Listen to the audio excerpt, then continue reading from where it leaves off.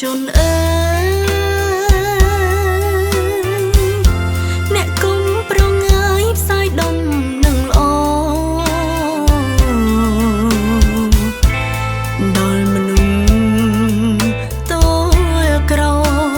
ដល់មនុស្សតូចក្រព្រះប្រទានពរដល់យើងគ្រប់គ្នា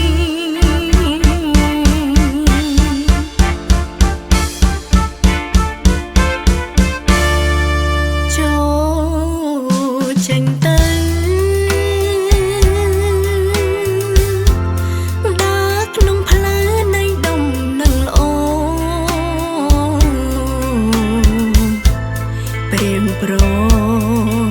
ទានពរទេវតាសាទរទេវតាសាទរទាំងនៅឋានសួគ៌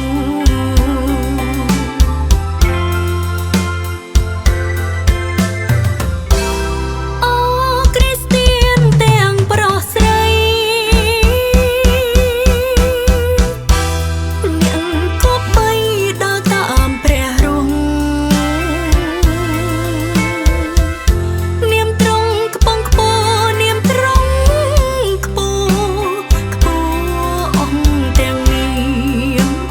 គ្រប់អំណាចចេស្តាព្រះគ្រីស្ទព្រះគ្រីស្ទព្រះគ្រីស្ទពិតប្រទានពរអ្នក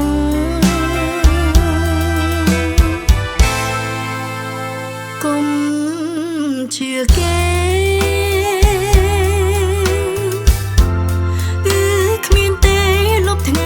សម្រាំងទ្រង់មិនដែលផ្អាក់ទ្រង់មិនដែលផ្អាក់ថ្ងៃឈំសម្រាំងទ្រង់ចូលបង្រៀន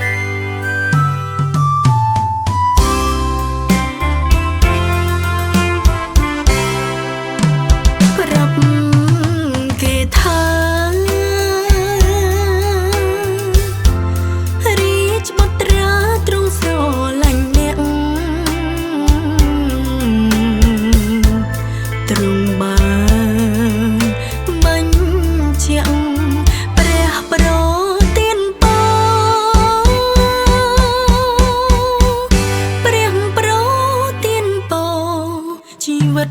អស់